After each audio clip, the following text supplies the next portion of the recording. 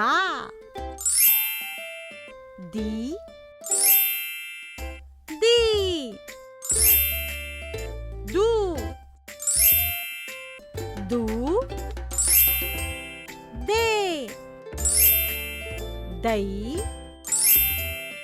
दो दौ दम दहा. आता पुन्हा एकदा म्हणूया. द दा दी दी दू दू दे